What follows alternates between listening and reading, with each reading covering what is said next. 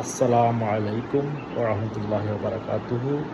প্রিয় দেশবাসী, কিছুদিন আগে সরকারের পক্ষ থেকে বলা হয়েছিল যে রূপপুর পারমাণবিক বিদ্যুৎ কেন্দ্রে $5 বিলিয়ন চুরি হয়েছে এবং প্রত্যেকটি প্রজেক্ট ওয়াজ ওভার প্রাইসড এবং $94 বিলিয়ন চুরি হয়েছে, পাচার হয়েছে বাংলাদেশ থেকে।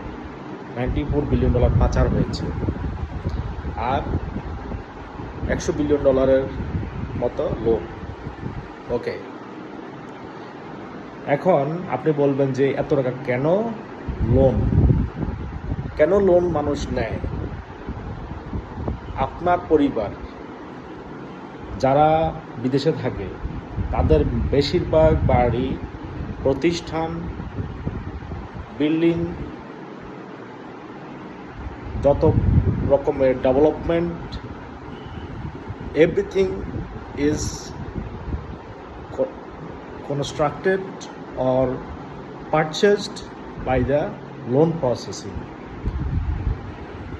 বর্তমানে USA loan deficit $33 trillion, only $33 trillion.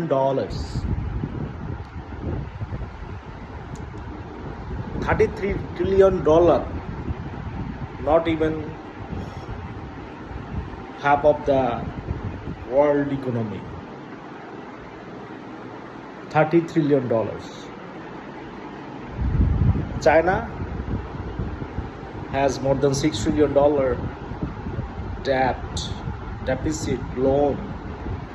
Bangladesh is way below the loan deficit limit.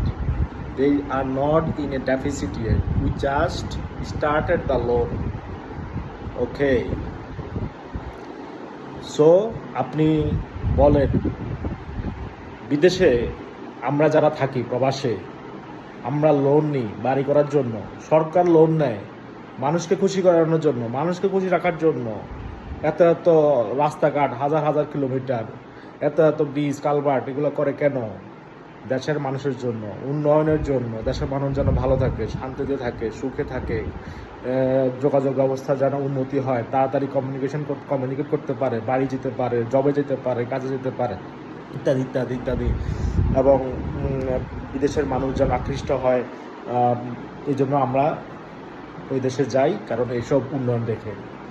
So আমার দেশের এইসব উন্নয়ন আপনি যদি বলেন যে কেন করেছে এইসব উন্নয়ন এবং ওভার প্রাইসড হয়েছে, সো এগুলা আসলে মূর্খতা ছাড়া আর কিছুই নয়। এগুলা আপনার ক্লাস 2 পোলা বা পাইনও মনে করেন যে তাদের মাথায় গিলু আছে, কিন্তু আমরা যারা ছাত্র সমাজ বলি, মেধাবী বলি, তারা কি আসলে মেধা রাখে? তারা কি হিসাব বুঝে না। তারা হিসাবে জানে না, ম্যাথমেটিক্সে বুঝে না। আপনি যদি ম্যাথমেটিক্স না বুঝেন, আপনি একটা আস্ত গর্ধব, আর কিছুই না। ওকে, এখন আপনাকে যে টাকা কি আসলে পাচার হয়েছে, টাকা পাচার হয়েছে কিনা সেটা আমি বলতে পারবো না। ওকে, এখন আমি আপনাকে বলবো যে প্রজেক্টগুলো কি ওভার প্রাইসড হয়েছে? আপনি দেখেন, প্রজেক্টগুলো ওভার প্রাইসড হবার কথা নয়। কারণ ইউএসএতে যদি আপনি কম্পেয়ার করেন, আমাদের কিন্তু এখন প্রত্যেকটি প্রোডাক্ট অলমোস্ট প্রাইস করা হয় ইউএসএর প্রাইসের বেসিস করে। আপনি দেখবেন প্রত্যেকটি জিনিস কিন্তু almost close two US price, maybe close two I guess, এবং নট গেস, আমি অলরেডি এগুলা বাংলাদেশে যাওয়ার পরে দেখেছি। সো আই নো বাংলাদেশের প্রাইস। এবং আপনি দেখেন বাংলাদেশে কিন্তু কোনো টেকনোলজি তাদের নিজের না, তাদের সব মেধা বাইর থেকে আনতে হয়, টেকনোলজি বাইর থেকে আনতে হয়, মেশিন বাইর থেকে আনতে হয়, ইকুইপমেন্ট বাইর থেকে আনতে হয়।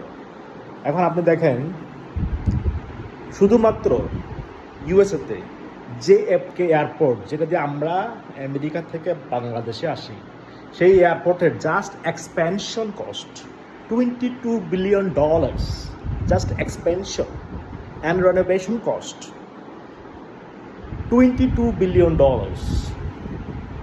Guys, $22 billion only for the expansion and renovation cost. So do you think are they also corrupted? Tell me, are they also corrupted? You think? Okay, come to the point. এখন আপনি যদি শুধুমাত্র একটা terminal, জেএফকেতে একটা terminal, not কিন্তু whole airport renovation and expansion, only one terminal, third terminal, যেটা Vietnam যুদ্ধর কোল্ড ওয়ার কারণে ওইটা এয়ারপোর্টটা ডিস্ট্রয় হয়েছিল, ওইটাকে এখন রেনোভেশন করবে।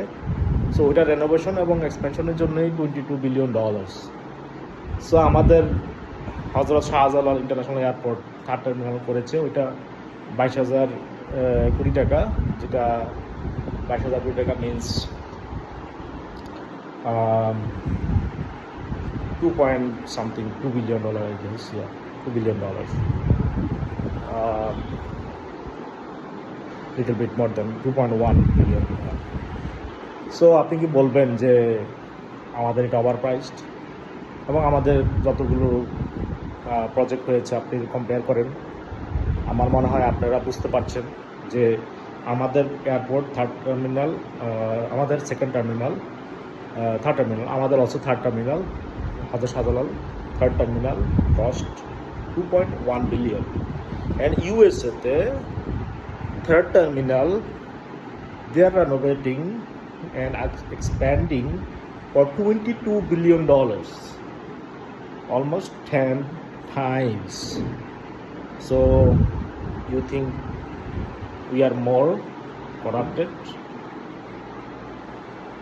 Okay, still you don't think,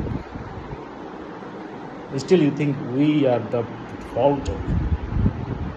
Our Hasina government was defaulter. Okay,